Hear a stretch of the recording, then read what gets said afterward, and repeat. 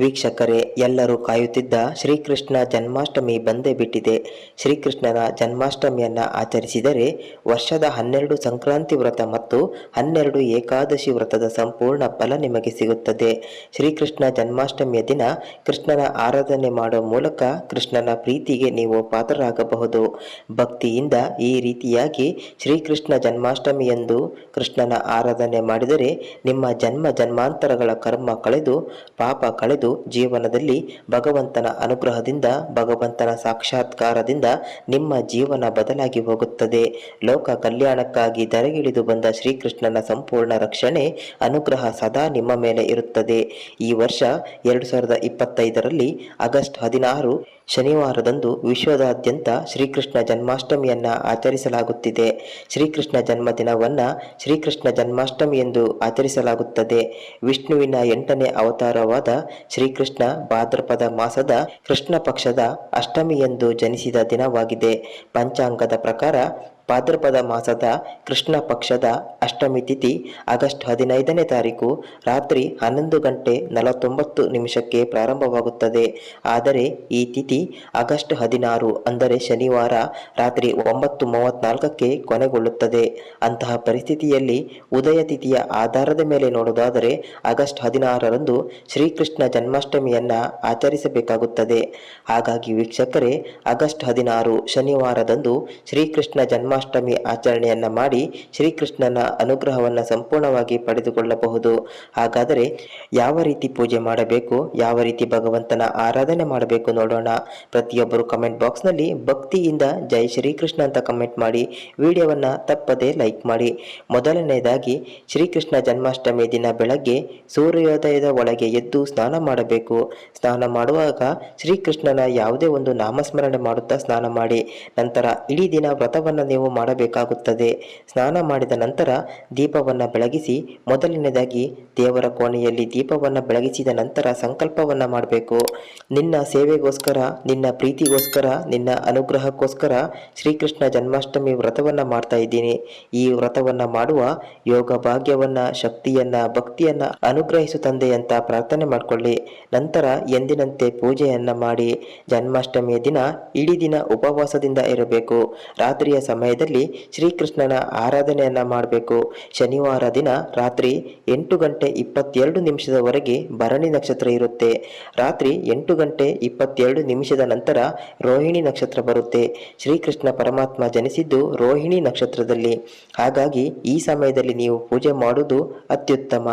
ಹಾಗಾಗಿ ಶ್ರೀಕೃಷ್ಣ ಜನ್ಮಾಷ್ಟಮಿ ಆಚರಣೆ ಮಾಡುವಾಗ ಚಂದ್ರೋದಯ ಸಮಯದಲ್ಲಿ ಅಷ್ಟಮಿ ತಿಥಿ ಬರಬೇಕು, ರೋಹಿಣಿ ನಕ್ಷತ್ರ ಕೂಡ ಇರಬೇಕು. ಹಾಗಾಗಿ 16 ಆಗಸ್ಟ್ ಶನಿವಾರ ಸಂಜೆ 8:30 ನಂತರ ಶ್ರೀಕೃಷ್ಣ ಜನ್ಮಾಷ್ಟಮಿಯ ಆಚರಣೆ ಮಾಡುವುದು ತುಂಬಾ ಉತ್ತಮ. ಏಕಾದಶಿ ವ್ರತದಂತೆ ದಿನವಿಡೀ ಉಪವಾಸವಿದ್ದು ಶ್ರೀಕೃಷ್ಣ ವ್ರತವನ್ನು ಮಾಡಿದರೆ ತುಂಬಾ ಒಳ್ಳೆಯದು. ಸಾಧ್ಯವಾದರೆ ಜನ್ಮಾಷ್ಟಮಿ ದಿನ ಶ್ರೀಕೃಷ್ಣನ ದೇವಾಲಯಕ್ಕೆ ಹೋಗಿ ದೇವರಿಗೆ ಅತಿ ಪ್ರಿಯವಾದ ತುಳಸಿ ಮಾಲೆಯನ್ನು ಅರ್ಪಿಸಿ ಬನ್ನಿ. ಹೀಗೆ ಮಾಡಿದರೆ ನಿಮ್ಮ ಅನೇಕ ಜನ್ಮಗಳ ಪಾಪ ನಷ್ಟವಾಗುತ್ತದೆ. ತುಳಸಿ ಮಾಲೆ ಶ್ರೀಕೃಷ್ಣನಿಗೆ ತುಂಬಾ ಪ್ರಿಯವಾಗಿದೆ. ಜನ್ಮಾಷ್ಟಮಿಯ ದಿನ ನಿಮ್ಮ ಹತ್ತಿರದ ಯಾವುದೇ ಶ್ರೀಕೃಷ್ಣ ದೇವಾಲಯಕ್ಕೆ ಹೋಗಿ ಅಥವಾ ವಿಷ್ಣು ದೇವಾಲಯಕ್ಕೆ ಹೋಗಿ ಒಂದು ತುಳಸಿ ಮಾಲೆಯನ್ನು ಭಗವಂತನಿಗೆ ಅರ್ಪಿಸಿ ಬನ್ನಿ. ಇದರಿಂದ ನಿಮ್ಮ ಪಾಪ ಕರ್ಮ ಕಳೆದು ನೀವು ಬಯಸಿದ ಸುಖಮಯ ಜೀವನ ನಿಮ್ಮದಾಗುತ್ತೆ. ಇನ್ನು ಶ್ರೀಕೃಷ್ಣ ಜನ್ಮಾಷ್ಟಮಿ ದಿನ ಅಂದರೆ ಶನಿವಾರ ಸಂಜೆ 8:30 ನಂತರ ಶ್ರೀಕೃಷ್ಣನ ಪೂಜೆಯನ್ನ ಮಾಡಬಹುದು. ಮೊದಲನೇದಾಗಿ ಶ್ರೀಕೃಷ್ಣನ ಬಾಲ ವಿಗ್ರಹ ಇದ್ದರೆ ತುಂಬಾ ಒಳ್ಳೆಯದು. ಇಲ್ಲ ಅಂದರೆ ಶ್ರೀಕೃಷ್ಣನ ಯಾವುದೇ ಮೂರ್ತಿಯನ್ನ ಇಟ್ಟು ಮಾಡಬಹುದು. ಮೊದಲನೇದಾಗಿ ಶ್ರೀಕೃಷ್ಣನ ಬಾಲ ವಿಗ್ರಹವನ್ನು ಚೆನ್ನಾಗಿ ತೊಳೆದು ಪೀಠದ ಮೇಲೆ ಇರಿಸಿ ಅರಶಿನ ಕುಂಕುಮವನ್ನು ಹಚ್ಚಿ ದೇವರಿಗೆ ಒಂದು ತುಳಸಿ ಮಾಲೆಯನ್ನು ಅರ್ಪಿಸಿ. ನಂತರ ವಿವಿಧ ಬಗೆಯ ಹೂವಿನಿಂದ ಅಲಂಕಾರವನ್ನು ಮಾಡಿ ಮೂರ್ತಿಯ ಎಡಭಾಗದಲ್ಲಿ ಒಂದು ಮತ್ತು ಬಲಭಾಗದಲ್ಲಿ ಒಂದು ತುಪ್ಪದಿಂದ ದೀಪವನ್ನು ಬೆಳಗಿಸಿ. ನಂತರ ಪರಮಾತ್ಮನಿಗೆ ನೈವೇದ್ಯವಾಗಿ ವಿವಿಧ ಹಣ್ಣುಗಳನ್ನು ಇರಿಸಿ. ಮತ್ತು ಮುಖ್ಯವಾಗಿ ಶ್ರೀಕೃಷ್ಣನಿಗೆ ಅವಲಕ್ಕಿ ತುಂಬಾ ಇಷ್ಟ. ಹಾಗಾಗಿ ಮನೆಯಲ್ಲಿ ಮಾಡಿದ ಅವಲಕ್ಕಿಯನ್ನು ದೇವರಿಗೆ ನೈವೇದ್ಯವಾಗಿ ಇರಿಸಿ. ನಂತರ ಶ್ರೀಕೃಷ್ಣನಿಗೆ ಪ್ರಿಯವಾದ ಬೆಣ್ಣೆಯನ್ನು ಅರ್ಪಿಸಿ. ಜೊತೆಗೆ ಹಾಲು, ಮೊಸರು, ತುಪ್ಪವನ್ನು ಕೂಡ ನೈವೇದ್ಯವಾಗಿ ಇರಿಸಬಹುದು. ಇಷ್ಟು ಮಾಡಿದ ನಂತರ ಶ್ರೀಕೃಷ್ಣನ ಮಂತ್ರವನ್ನ ಉಚ್ಚಾರಣೆ ಮಾಡಬೇಕು. ಶ್ರೀಕೃಷ್ಣ ಪರಮಾತ್ಮನ ಮೂಲ ಮಂತ್ರವಾದ ಓಂ ಕ್ಲೀಂ ಕೃಷ್ಣಾಯ ನಮಃ ಈ ಮಂತ್ರವನ್ನು 11 ಬಾರಿ ಜಪಿಸಿ. ಅಥವಾ ಶ್ರೀಕೃಷ್ಣನ ಮಹಾಮಂತ್ರವಾದ ಹರೇ ಕೃಷ್ಣ ಕೃಷ್ಣ ಕೃಷ್ಣ ಹರೇ ಹರೇ, ಹರೇ ರಾಮ ರಾಮ ರಾಮ ಹರೇ ಹರೇ ಈ ಮಂತ್ರವನ್ನು 21 ಬಾರಿ ಜಪಿಸಬಹುದು. ಅಥವಾ ಓಂ ದೇವಕೀನಂದನಾಯ ವಿದ್ಮಹೆ ವಾಸುದೇವಾಯ ಧೀಮಹಿ ತನ್ನೋ ಕೃಷ್ಣ ಪ್ರಚೋದಯಾತ್. ಶ್ರೀಕೃಷ್ಣನ ಗಾಯತ್ರಿ ಮಂತ್ರವನ್ನ 11 ಬಾರಿ ಜಪಿಸಬಹುದು. ನಂತರ ಭಗವಂತನಿಗೆ ಕರ್ಪೂರದಿಂದ ಆರತಿಯನ್ನ ಬೆಳಗಿಸಬೇಕು. ಇನ್ನು ನಿಮ್ಮ ಮನೆಗೆ ಸಂಪೂರ್ಣ ಶ್ರೀಕೃಷ್ಣನ ರಕ್ಷಣೆ ಬೇಕಾಗಿದ್ದರೆ 3 ನವಿಲುಗರಿಯನ್ನ ಪೂಜಾ ಸಮಯದಲ್ಲಿ ದೇವರ ಬಳಿ ಇರಿಸಿ, ನಂತರ ಪೂಜೆ ಮುಗಿದ ಬಳಿಕ ಆ ನವಿಲುಗರಿಯನ್ನ ನಿಮ್ಮ ಮನೆಯ ಮುಖ್ಯ ದ್ವಾರದ ಮೇಲೆ ಕಟ್ಟಬೇಕು. ಕೆಳಗಡೆ ದ್ವಾರದ ಮೇಲೆ ಅರಶಿನ ಕುಂಕುಮವನ್ನ ಸ್ವಲ್ಪ ನೀರಿನಿಂದ ಬೆರೆಸಿ ಓಂ ದ್ವಾರಪಾಲಾಯ ನಮಃ ಅಂತ ಬರೆದರೆ ಶ್ರೀಕೃಷ್ಣನ ಸಂಪೂರ್ಣ ರಕ್ಷಣೆ ಸಿಗುತ್ತದೆ. ನಿಮಗೆ ಮತ್ತು ನಿಮ್ಮ ಮನೆಗೆ ಸಂಪೂರ್ಣ ಎಲ್ಲ ದುಷ್ಟ ಶಕ್ತಿಗಳಿಂದ ಶ್ರೀಕೃಷ್ಣ ರಕ್ಷಣೆಯನ್ನ ಒದಗಿಸುತ್ತಾನೆ. ಇನ್ನು ವಿಶೇಷವಾಗಿ ಸಂತಾನ ಭಾಗ್ಯದ ನಿರೀಕ್ಷೆ ಇದ್ದರೆ, ಸಂತಾನ ಭಾಗ್ಯ ನಿರೀಕ್ಷೆ ಮಾಡುವ ದಂಪತಿಗಳು ಶ್ರೀಕೃಷ್ಣನ ಪೂಜೆ ಮಾಡುವಾಗ ಸ್ವಾಮಿಗೆ ಸ್ವಲ್ಪ ಕಲ್ಲು ಸಕ್ಕರೆಯನ್ನು ಅರ್ಪಿಸಿ ಓಂ ನಮೋ ಭಗವತೆ ವಾಸುದೇವಾಯ ಈ ಮಂತ್ರವನ್ನ 21 ಬಾರಿ ಜಪಿಸಬೇಕು. ನಂತರ ಪೂಜೆ ಮುಗಿದ ಬಳಿಕ ಕಲ್ಲು ಸಕ್ಕರೆಯನ್ನ ಆ ದಂಪತಿಗಳು ತಿನ್ನುವುದರಿಂದ ಶೀಘ್ರವಾಗಿ ಸಂತಾನ ಭಾಗ್ಯವಾಗುತ್ತದೆ.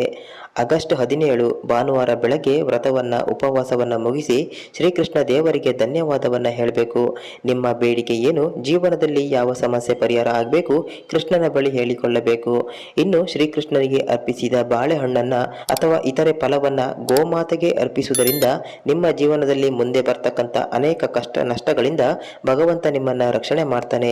ವೀಕ್ಷಕರೇ, ಶ್ರೀಕೃಷ್ಣ ಜನ್ಮಾಷ್ಟಮಿ ಶ್ರೀಕೃಷ್ಣ ಆರಾಧನೆ ಮಾಡಲು ಸೂಕ್ತವಾದ ದಿನ. ಹಾಗಾಗಿ ಈ ಅವಕಾಶವನ್ನ ಯಾರೂ ಕಳೆದುಕೊಳ್ಳಬೇಡಿ. ಜೊತೆಗೆ ಎಲ್ಲಿ ಶ್ರೀಕೃಷ್ಣನ ಆರಾಧನೆ ನಡೆಯುತ್ತೆ ಅಲ್ಲಿ ಮಹಾಲಕ್ಷ್ಮಿ ಆ ಮನೆಯಲ್ಲಿ ಸ್ಥಿರವಾಗಿ ನೆಲೆಸ್ತಾಳೆ.